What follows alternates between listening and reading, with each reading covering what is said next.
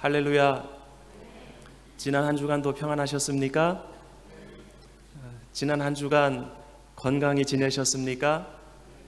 우리의 육신도 우리의 영혼도 하나님께서 함께 하심으로 늘 건강한 그런 삶을 살아갈 수 있기를 주님의 이름으로 축원드립니다. 아모스서 안에는 이스라엘아 들으라 하는 그 세 편의 설교가 들어있다고 말씀을 드린 적이 있습니다. 오늘 본문 말씀은 그 중에 세 번째 설교가 되는 그러한 본문입니다. 5장 1절에 보면 이스라엘 족속아 내가 너희에게 대하여 애가로 지은 이 말을 들으라 이렇게 시작을 합니다. 3장 1절에서 여호와께서 너희에 대하여 이르시는 이 말씀을 들으라 하면서 이스라엘에게 말씀을 합니다.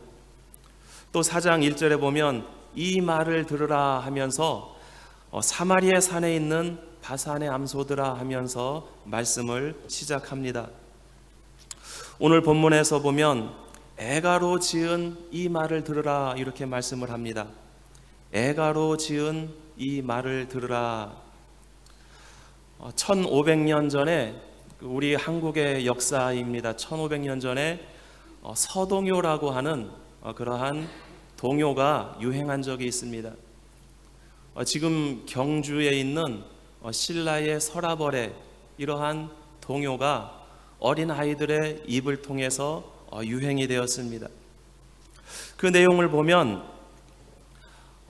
그 당시에 백제, 고구려, 신라 이런 삼국이 서로 전쟁을 하고 경쟁하는 그런 가운데 있었는데 백제의 무왕이 되는 그 서동이라고 하는 그 아이가 신라의 진평왕의 딸인 선화공주를 사랑하는 그러한 내용의 동요입니다.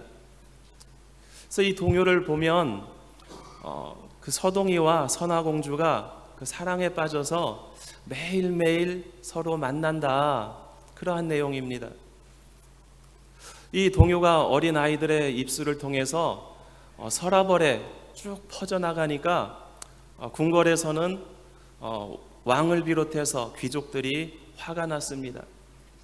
그래서 선화공주를 궁궐에서 쫓아내게 됩니다. 궁궐에서 쫓겨난 선화공주를 그 서동이가 만나고 둘이 사랑하고 결혼을 했다고 하는 그러한 내용입니다. 어떻게 보면 그 황당한 그러한 이야기인데 시내에서 그 저작거리에서 거리에서 유행되는 그러한 동요가 어떠한 영향을 끼치게 되는가 하는 것을 우리는 생각해 볼 수가 있습니다. 오늘 우리가 읽는 이 말씀도 사마리아에 유행하는 사마리아에 퍼져 있는 그러한 노래였습니다. 아이들의 입술을 통해서 거리마다 불려지는 그러한 동요의 한 구절을 이야기를 하고 있습니다. 그런데 이 거리에 울려나는 이 노래, 이 동요가 애가라고 이야기를 합니다. 레이나 발레라 성경에서 보니까 그 이 애가를 라멘타시온이라고 이렇게 번역을 합니다. 우리말로 하면 후회라고 하는 그러한 뜻이 있는데 그 애가에 좀 와닿지 않는 그러한 단어입니다. NIV 성경에서 보니까 에스테 칸토 푸네브레라고 이렇게 표현을 합니다. 애가라고 하는 것은 우리말로는 슬픈 노래다라고 하는 그러한 뜻이 있습니다. 여러분들 어떨 때에 슬픈 노래를 부르게 됩니까? 특별히 애가, 애곡 하면은 사람이 죽었을 때에, 자기와 가까운 사람이 죽었을 때에 그 슬픔을 노래하기 위해서 부르는 것을 애곡 또는 애가다 이렇게 이야기를 합니다. 히브리 성경 원어에서는 이 단어를 키나라고 하는 그러한 단어를 사용합니다. 이 키나는 다윗이 아주 사랑했던 친구 요나단이 죽었을 때에 그를 슬퍼하면서 노래했을 때에 키나로 노래했다 이렇게 표현을 합니다. 가까운 사람, 아주 사랑하는 사람이 죽었을 때에 애도하는 장송곡을 의미를 합니다. 슬픔을 노래하는 그러한 노래를 애가다 이렇게 이야기를 합니다. 아모스 선지자는 이러한 죽음을 노래하는, 죽음을 애도하는 그 슬픈 노래를 지어서 어린 아이들에게 가르칩니다. 그리고 그 아이들이 골목골목 다니면서 이 노래를 부르게 합니다. 이 죽음을 노래하는 슬픈 노래의 내용은 무엇입니까? 오늘 본문 말씀에 보면 2절과 3절에서 그 내용을 우리에게 말씀해 주고 있습니다. 처녀 이스라엘이 엎드러졌으며 다시 일어나지 못하리로다. 자기 땅에 던지우며 일으킬 자가 없으리로다. 주 여호와께서 이와 같이 말씀하시되 이스라엘 중에서 1000명이 행군에 나가던 성읍에는 100명만 남고 100명이 행군에 나가던 성읍에는 10명만 남으리라. 이 슬픈 노래의 내용은 이스라엘의 멸망을 노래하고 있습니다. 이 노래를 듣는 사람들은 그 노래를 통해서 무엇을 느끼고 또한 어떠한 마음을 가질 수 있겠습니까? 우리 인생은 미래를 알 수 없습니다. 먼 미래뿐만 아니라 당장 내일 일어날 일을 우리는 알지 못합니다. 내일뿐만 아니라 오늘 1시간 뒤에 일어날 일도 우리는 알지를 못합니다. 사랑하는 성도 여러분, 만약 우리가 내일 일어날 일을 알 수 있다면 우리는 어떻게 살아갈 수 있겠습니까? 우리의 삶에 변화가 일어날 수 있겠습니까? 오늘 우리는 평안히 살아가고 있고 돈도 잘 벌고 있고 가족들은 행복하고 부족한 것이 없이 살아가는데 그러한 우리에게 내일 일어날 일을 알게 하신다면 우리의 삶에 어떤 변화가 일어나겠습니까? 내일은 오늘보다 더 행복한 그러한 날이 우리에게 약속되어진다면 우리는 더 기쁘게 살아갈 수도 있겠죠. 그런데 내일이 오늘보다 불행하다고 한다면, 어떤 불행한 큰 사건이 우리에게 일어난다고 하면 우리는 어떻게 살아갈까요? 제가 오늘 아침에 교회를 오기 위해서 운전을 하고 오는데 길 옆에 사람들이 많이 모여 있습니다. 경찰차가 여러 대가 서 있습니다. 그 경찰차 앞을 지나오면서 보니까 차 2대가 사고가 나 있습니다. 한 대는 완전히 뒤집어져 있고 한 대는 많이 부서져 있습니다. 그 차에 타고 있던 사람들은 어떻게 됐는지는 알 수 없습니다. 하지만 큰 사고인 것은 분명합니다. 그 차를 타고 오던 사람들은 어제 어떤 일을 하고 있었을까요? 아마도 까피딸로 오는 차였기 때문에 어디선가 아마 휴일을 재미있게 또 행복하게 혹은 가족들과 함께 잘 보내다가 돌아오는 중이었을지도 모릅니다. 그런데 돌아오는 길에 사고를 당했습니다. 혹시 그 차에 타고 있는 사람 중에 어떤 사람은 죽었을지도 모릅니다. 혹은 회복하기 어려운 큰 부상을 당했을지도 모릅니다. 그런데 그 차에 타고 있는 사람들은 오늘 그 아침 시간에 사고를 당할 것이라고 하는 것을 상상도 못했을 것입니다. 만약 그런 사고가 날 것을 알고 있었다고 하면 차를 타고 밖으로 나가지 않았겠지요. 우리는 앞으로 올 시간을 알지 못하기 때문에 오늘을 우리가 당하고 있는 그 현실에 따라서 살아가고 있습니다. 사랑하는 성도 여러분, 여러분들의 내일은 어떤 내일이 예비되어 있을 거라고 생각하십니까? 또한 그 내일을 생각하면서 우리는 오늘을 살아가고 있습니까? 이스라엘 백성들은 그러지 못했습니다. 오늘 아모스 선지자를 통해서 이 애가를 듣는, 죽음의 슬픈 노래를 듣고 있는 이스라엘 백성들은 오늘 그들의 삶은 행복한 삶을 살고 있었습니다. 그들은 풍요로운 가운데 살고 있었습니다. 그들은 부러울 것이 없는 그러한 삶을 살고 있었습니다. 이스라엘 역사 가운데에 가장 행복하고 가장 풍요로운 그러한 시대를 살고 있었습니다. 또한 하나님과의 관계에 있어서도 그들은 온전한 관계를 갖고 있다고 생각하면서 살고 있었습니다. 하나님 앞에 예배를 드리고 온갖 재물을 가지고 하나님 앞에 제사를 드리면서 그들의 삶도 만족했고, 그리고 종교적인 그러한 생활도 만족한 그러한 삶을 살아가고 있었습니다. 그런데 그들 앞에 아모스 선지자는 선포를 합니다. 너희는 곧 멸망할 것이다. 너희의 그 멸망을 인해서 나는 이 애가를 부르고 있다. 이렇게 말씀을 하고 있는 것입니다. 이 노래를 듣고 하나님의 말씀을 깨달은 자가 있다면 그 말씀을 따라서 옷을 찢고 하나님 앞에 회개하는 그러한 삶으로 돌이켰을 것입니다. 그런데 이스라엘은 그러지 못했습니다. 어제까지 우리 교회에서 주일학교, 겨울 성경학교를 하는 것을 보았습니다.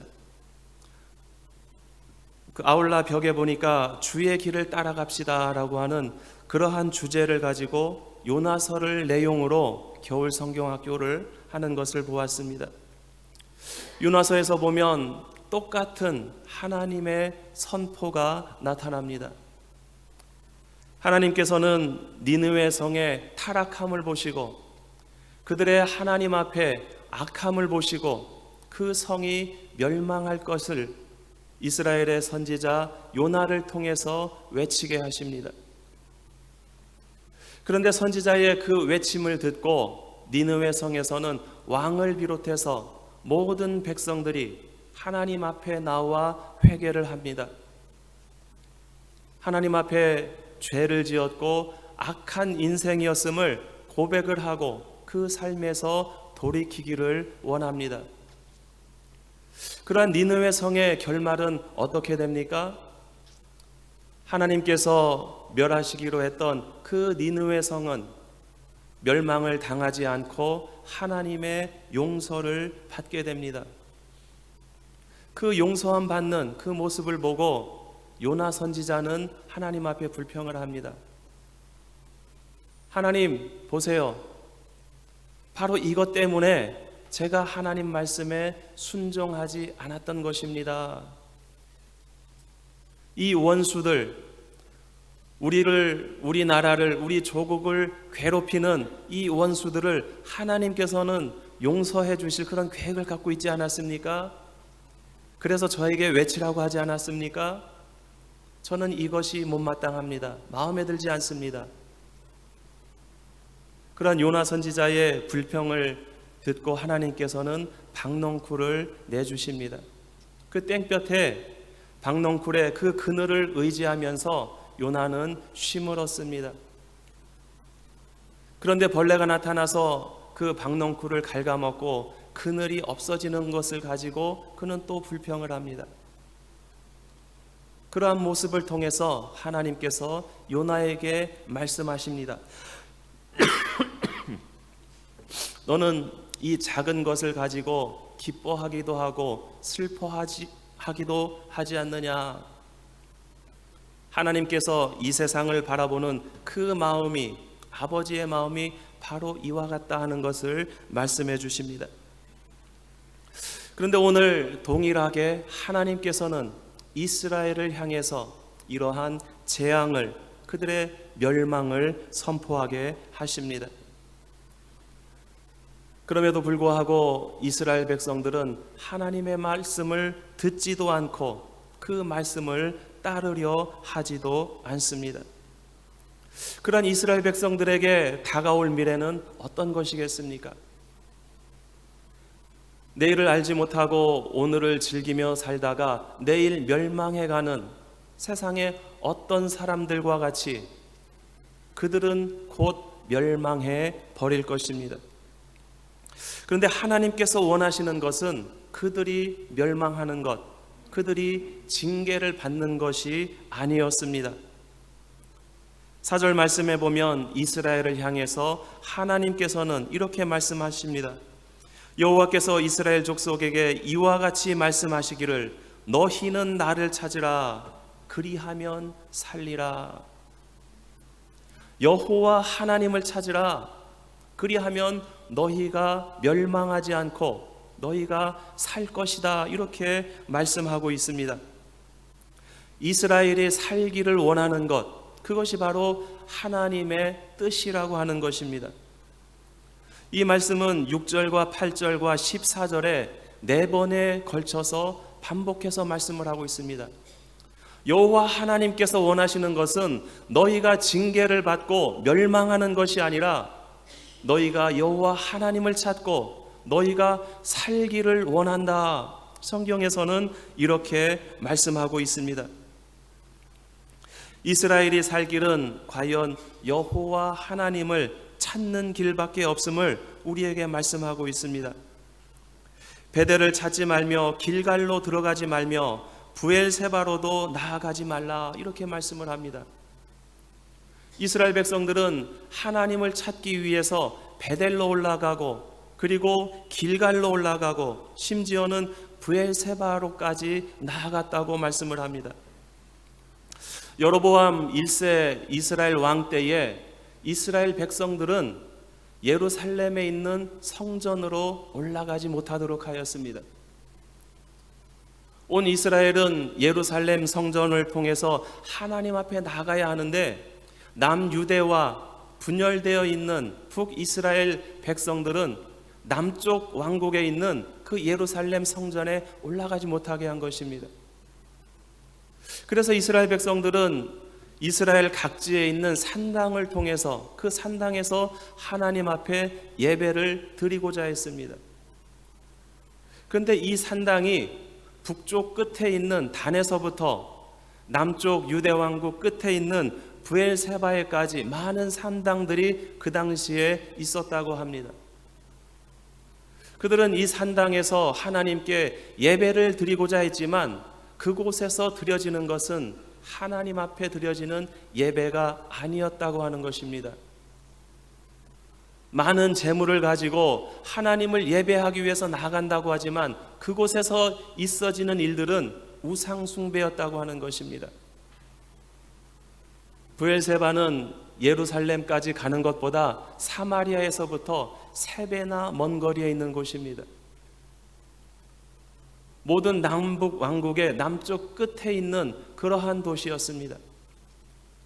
그곳까지 찾아가면서 이스라엘 백성들은 열심을 내고 있었습니다. 그런데 하나님께서는 말씀합니다. 그곳으로도 가지 마라. 너희들의 그 열심을 통해서 나 여호와가 너희를 만나주지 아니하겠다. 그런데 너희들이 해야 할 것은 나를 찾으라, 여호와를 찾으라. 성경에서는 이렇게 말씀하고 있습니다. 그들이 베델과 부엘세바와 그리고 길갈을 찾아가며 열심을 가지고 종교 활동을 하지만 하나님께서는 길갈은 반드시 사로잡히겠고 베델은 비참하게 될 것이다. 너희의 그 열정을 가지고 너희 앞에 닥쳐져 있는 이 징계를, 이 징벌을 너희는 피할 수가 없다. 이렇게 말씀을 하고 있습니다. 그러면서 6절에 보면 다시 한번 이스라엘 백성을 향해서 호소를 하십니다. 너희는 여호와를 찾으라. 그리하면 살리라.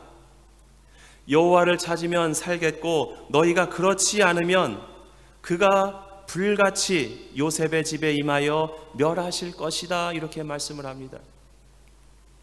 여기서 요셉의 집이라고 일컫는 것은 북이스라엘뿐만 아니라 남왕국 유다까지도 모든 아브라함의 자손들이, 모든 야곱의 자손들이 하나님께서 불같이 멸하실 것이다, 이렇게 선포하고 있는 것입니다. 베델에서 그 불을 끌 자가 없으리라. 이스라엘에게 닥친 현실은 바로 이 종말을 맞이하는 것, 그것밖에 없다고 하나님께서는 말씀하고 있습니다. 그렇다면 하나님께서 말씀하시는 이스라엘이 찾아야 할 그 하나님은 어떤 하나님입니까? 본문에서는 7절과 8절에서 이스라엘이 만나야 할 하나님에 대해서 말씀하고 있습니다.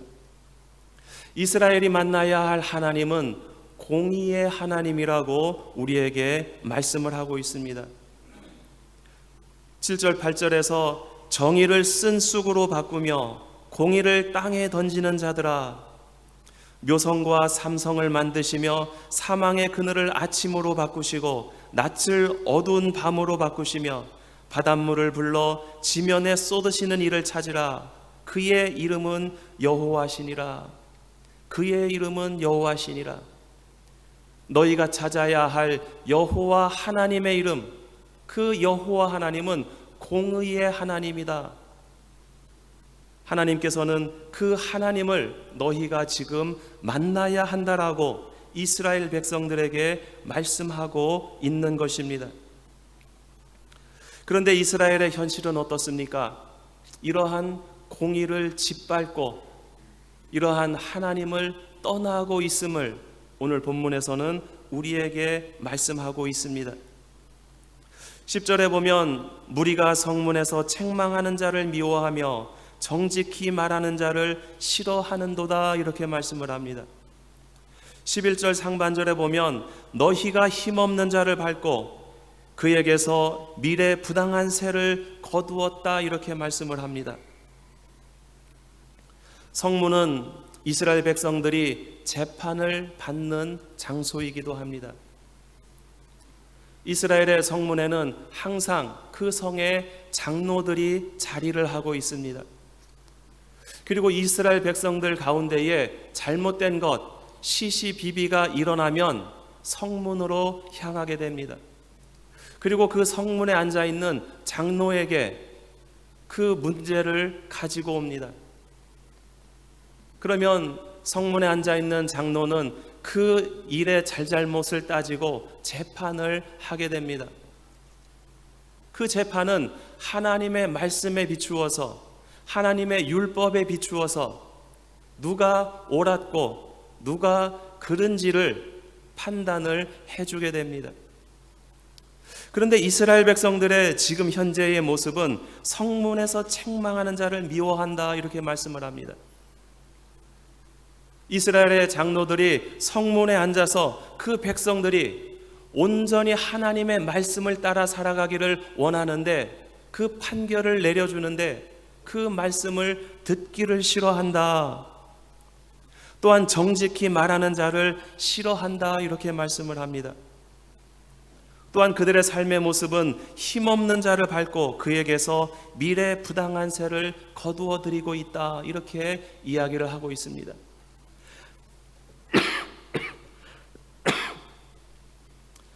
12절 말씀에 보면 너희의 허물이 많고 죄악이 무거움을 내가 아노라. 너희는 의인을 학대하며 뇌물을 받고 성문에서 가난한 자를 억울하게 하는도다. 이스라엘 백성들이 하나님의 말씀으로 판단하는 그 장로의 말을 듣기를 싫어하는 것뿐만 아니라 이제는 그 성문 앞에 앉아서 이스라엘 백성들을 온전한 길로 하나님의 말씀으로 이끌어야 하는 그 지도자들 또한 부패해 있다라고 말씀을 하고 있습니다. 사람들이 시비를 가지고 성문 앞에 나와왔을 때에 뇌물을 받고 가난한 자를 더욱더 억울하게 하는 그러한 판결이 성문 앞에서 이루어지고 있다. 이스라엘은 낮은 곳에서부터 높은 곳까지 가난한 자로부터 부유한 자에 이르기까지 온 백성들이 하나님의 말씀을 듣기를 싫어하는 것뿐만 아니라 하나님의 말씀에 어긋나는 그러한 일들을 행하면서 살아가고 있다.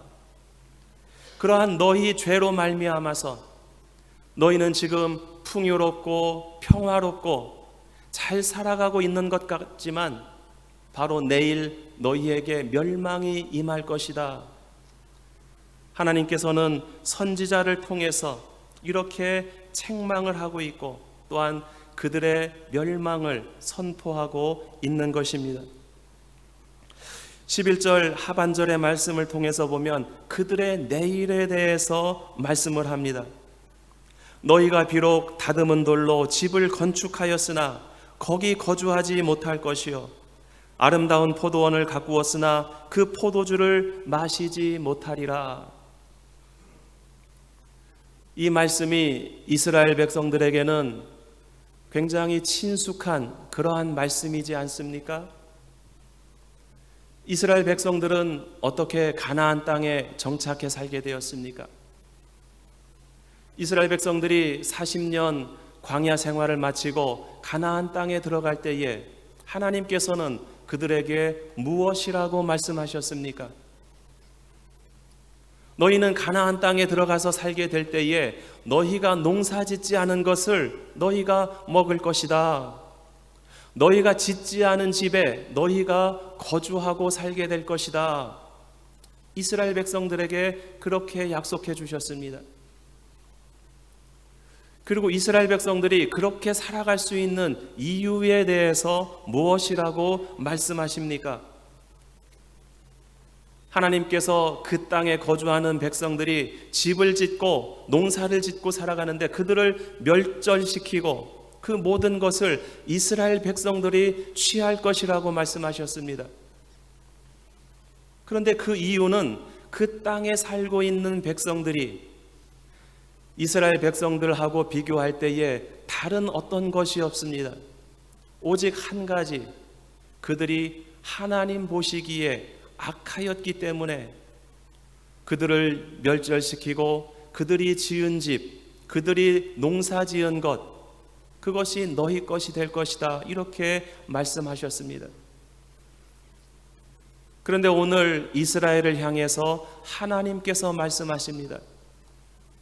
너희가 너무나 부유해서 돌을 다듬어서 집을 지었다 하더라도 너희가 그 집에 살지 못할 것이다.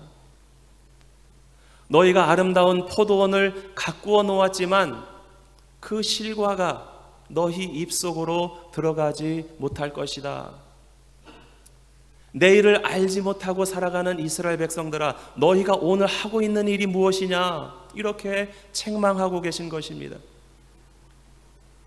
너희가 돌을 다듬어서 아무리 화려한 그런 집을 짓는다 하더라도 그것이 내일 너희의 것이 될 것 같으냐? 너희가 열심히 포도원을 가꾸어 놓았는데 그것이 내일도 너희의 소유가 될 것 같으냐?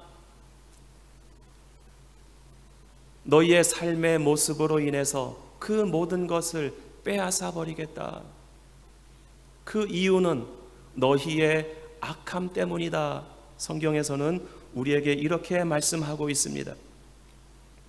하나님 앞에 악을 행하는 이스라엘, 그들의 내일은 멸망밖에 없다고 우리에게 말씀하고 있습니다. 그런데 그러한 이스라엘에게 마지막으로 그들이 살 길을 다시 한번 권면하고 있습니다. 14절에서 15절의 말씀에 다시 또 이렇게 말씀을 합니다. 너희가 살려면, 너희가 살기를 원하느냐? 너희가 살려면 선을 구하고 악을 구하지 말지어다. 만군의 하나님 여호와께서 너희의 말과 같이 너희와 함께 하시니라. 하나님께서 너희를 떠나 계시지 아니하신다. 하나님께서 너희와 함께 계시는데 그 하나님께서 원하시는 것은 너희가 악을 행하는 것이 아니라 선을 행하는 것을 하나님께서 원하고 계시고, 그렇게 할 때에 하나님께서 너희를 떠나지 아니하실 것이다. 이렇게 말씀을 하고 있습니다. 너희는 악을 미워하고 선을 사랑하며 성문에서 정의를 세울지어다. 만군의 하나님 여호와께서 혹시 요셉의 남은 자를 불쌍히 여기시리라. 너희가 성문 앞에서 정의를 세우면 혹시라도 하나님께서 요셉의 남은 자들 그를 불쌍히 여길 것이다. 이 말씀은 하나님의 진노를 되돌이키시겠다라고 하시는 그 말씀이 아닙니다. 이미 너희의 악은 찼기 때문에, 그 악이 차고 넘쳤기 때문에 너희는 분명히 멸망하게 된다. 그러나 지금이라도 너희의 마음을 돌이키고 회개하게 되면 너희의 징계받은 뒤에, 너희의 멸망 뒤에 남아있는 너희의 자손들 1000명 중에 100명이 남아있게 되면, 100명 중에 10명이라도 남아있게 되면 하나님께서 그들을 불쌍히 여기시겠다. 그 남아있는 자손을 통해서라도 하나님의 정의를 다시 한번 세우시겠다. 이렇게 약속하고 있는 것입니다. 사랑하는 성도 여러분, 이스라엘을 향한 아모스 선지자의 이 외침을 듣는 우리들의 마음은 어떻습니까? 이 말씀이 우리에게는 어떠한 도전이 되고 어떠한 부딪힘으로 우리를 향하고 있습니까? 우리들의 삶을 되돌이켜 볼 때에 우리들의 삶은 또한 어떻습니까? 오늘 우리의 삶은 평안하게 살아가고 있습니까? 오늘 우리의 삶은 부족함이 없이 살아가고 있습니까? 또한 오늘을 살아가고 있는 우리의 신앙생활은 어떻습니까? 우리의 하나님과의 관계는 어떠합니까? 오늘 우리가 살고 내일 우리 삶의 종말이 온다고 하면 우리는 어떠한 자신감을 가지고 오늘을 살아갈 수 있겠습니까? 내일은 아무도 예측할 수 없습니다. 오늘 제가 오면서 봤던 그 교통사고를 당한 그 사람과 같이 오늘 우리가 행복하게 살아가고 있지만 내일 어떤 불행이, 어떠한 내일 우리에게 닥칠지 아무도 알지 못합니다. 그러한 우리의 삶에서 준비해야 할 것이 항상 있습니다. 우리는 항상 하나님을 만날 그 준비를 이 땅에서 가지며 살아가야만 합니다. 오늘 당장 내일 하나님께서 우리를 만나시고자 할 때에, 하나님께서 우리를 부르실 때에 어떠한 모습으로 하나님 앞에 설 수 있는가? 우리는 오늘의 삶 속에서 그러한 내일을 준비해야 한다라고 하는 것입니다. 아모스 선지자를 통한 이 외침은 바로 우리의 내일을 향한 외침입니다. 사랑하는 성도 여러분, 오늘 우리의 입술을 통해서 어떠한 고백들이 나오고 있습니까? 오늘 성가대가 찬양을 드린 것처럼 오직 예수님만이 우리의 삶의 전부입니까? 오직 주님만을 바라보고 오직 그 복음을 바라보면서 그 복음 안에 우리는 떳떳하고 당당한 그러한 삶을 살아가고 계십니까?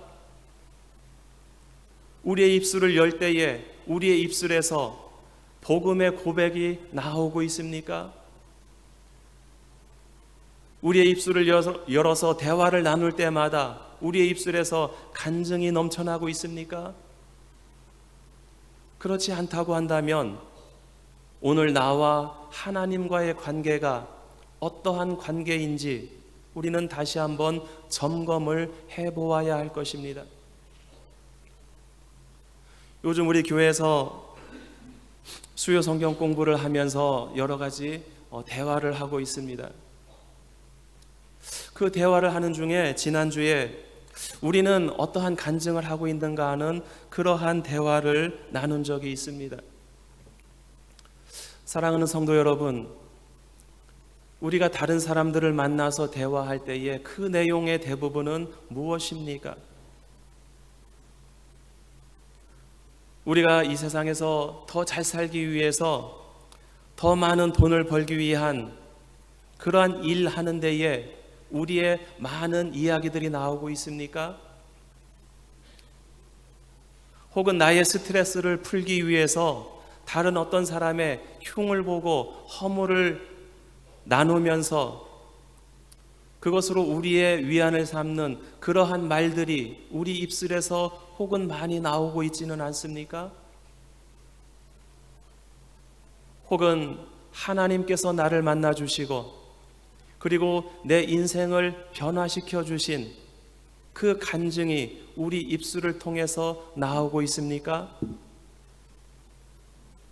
많은 분들이 우리는 이 땅에서 전도를 해야 된다, 전도가 우리의 사명이다, 이런 이야기를 하면 전도가 참 어렵다, 그런 이야기들을 합니다. 전도가 왜 어렵습니까?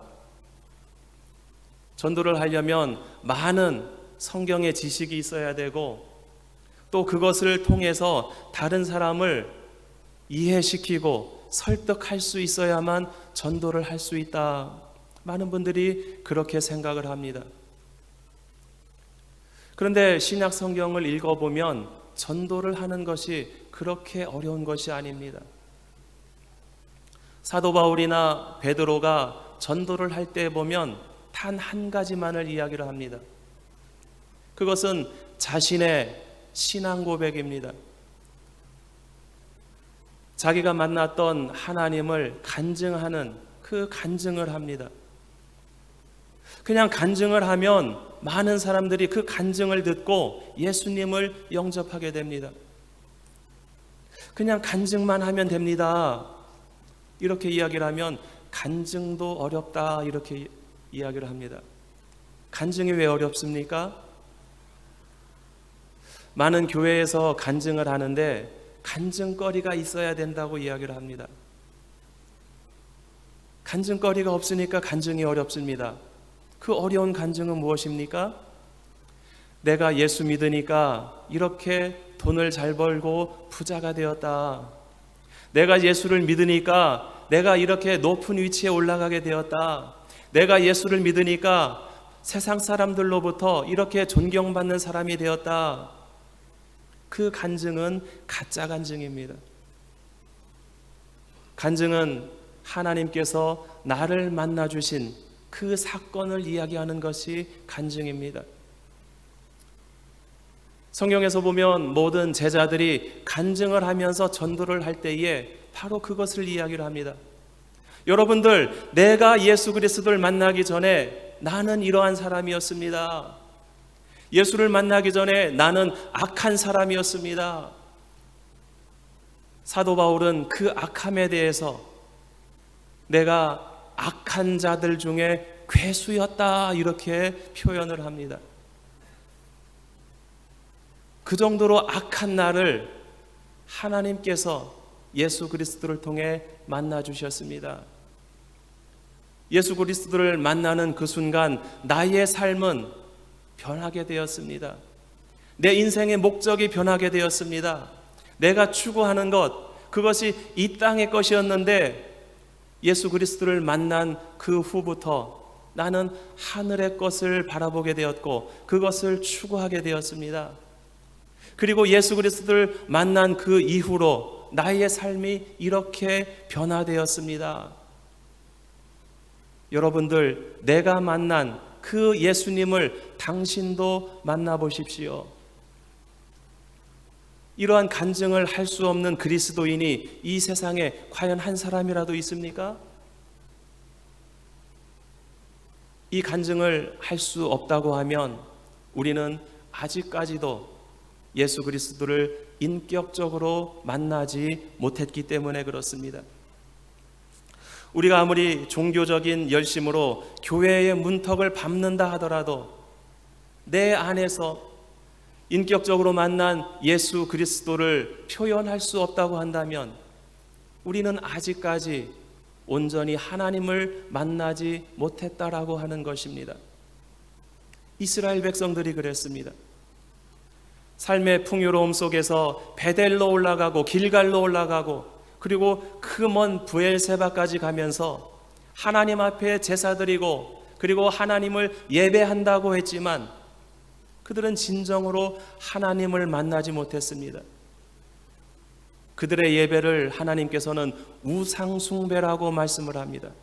그러면서 그들에게 말씀합니다. 나를 찾으라. 나 여호와를 찾고 나를 만나야 한다.